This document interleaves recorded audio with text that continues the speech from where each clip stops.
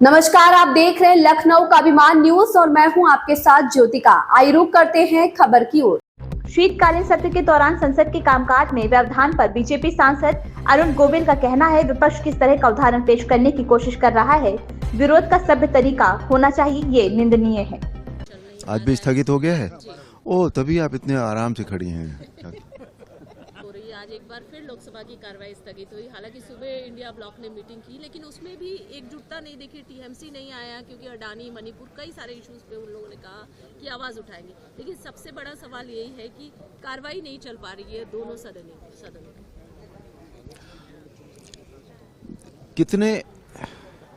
कितने करोड़ों रुपया टैक्स पेयर का खर्च होता है संसद चलाने में। वो सब वेस्ट जा रहा है, डाउन द ड्रेन जा रहा है।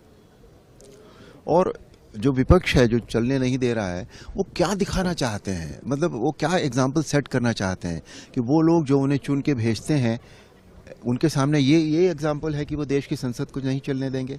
आपको जितना ये शोर शराबा जो भी कुछ करना है वो बाहर, मुझे लगता है, निपटा लेना चाहिए। संसद किस लिए है कि नई चीज़, नए बिल आते हैं, बिलों में संशोधन होता है, उस पर फिर बहस होती है। पर बहस का मतलब ये शोर शराबा और ये वेल में कूद जाना, ये सब नहीं होता। विरोध जो है, विरोध जताया जा सकता है, विरोध होता है। सब चीज़ें आप सबकी मान लें, ये कभी नहीं होता, लेकिन उस विरोध को जताने का एक सभ्य तरीका होना चाहिए। हम क्या एग्जाम्पल सेट कर रहे हैं लोगों के सामने। आज दर्शक दीर्घा में लोग आते हैं कि हम संसद की कार्यवाही देखेंगे। मुझे लगता है ये कार्यवाही देखने के बाद वो दोबारा कभी मन नहीं बनाएंगे अपना कि हम संसद में जाके कार्यवाही देखें।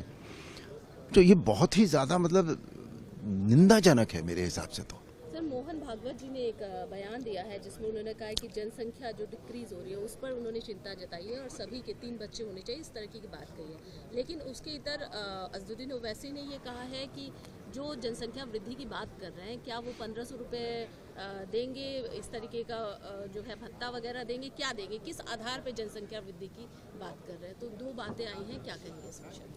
देखिए, मुझे उसकी कैलकुलेशन नहीं पता है मोहन भागवत जी ने। अगर मैं इतना कह सकता हूँ उनके बारे में कि वो इस देश के लिए सोचते हैं जो भी सोचते हैं, और अगर उन्होंने ये कहा है तो उनके पीछे उनकी कोई कैलकुलेशन ज़रूर होगी, क्योंकि वो कैलकुलेशन मुझे नहीं पता है, इसलिए मैं इस बात पे बयान नहीं दे पाऊंगा। लेकिन उन्होंने जो कहा है वो मैं मानता हूँ कि वो बिल्कुल ठीक होगा, देश के लिए ठीक होगा। इस खबर में बस इतना ही। बने रहिए लखनऊ का अभिमान न्यूज के साथ।